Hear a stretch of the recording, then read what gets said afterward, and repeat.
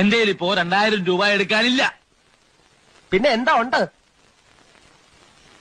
നുള്ളിപ്പെറുക്കി അവർ 500 രൂപ കാണും. എന്റെ പട്ടിക്ക് വേണം. മര്യാദക്ക് 2000 രൂപ എന്റെ കയ്യിൽ എണ്ണി തന്നില്ലെങ്കിൽ അതിന്റെ പ്രത്യാഘാതം മേഘം എന്നുള്ളതിന്റെ ഇയാളെന്നെ പഠിപ്പിക്കൊന്നും വേണ്ട. പ്രത്യാഘാതം അത് ഭയങ്കരമായിരിക്കും. എന്തും നേരിടാൻ തയ്യാറായിട്ട് തന്നെയായി ഈ നാടകത്തിൽ ഇറങ്ങിത്തിരിച്ചിരിക്കുന്നത്. ഒരുമാതിരി പല തന്തയ്ക്ക് പറഞ്ഞ പരിപാടി എന്റെ അടുത്ത് കാണിക്കരുത്. തൽക്കാലം പല തന്തയുണ്ടെന്ന് വിചാരിച്ചേക്കാം.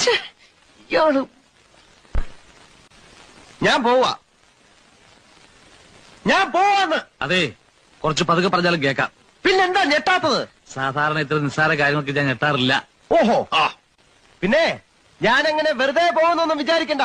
ഈ വിവരം മുഴുവൻ ആ മൂപ്പിലാനെ കണ്ട് ധരിപ്പിച്ചിട്ടാ ഞാൻ പോവും. ഒരു ചാൻസ് കൂടെ തരാം. 250 250 ഉറപ്പിക്കുന്നോ? 2 പേരോട് കൂടെ ചോദിക്കുന്നത്. എടോ, തനിക്ക് നാണമില്ലേണോ?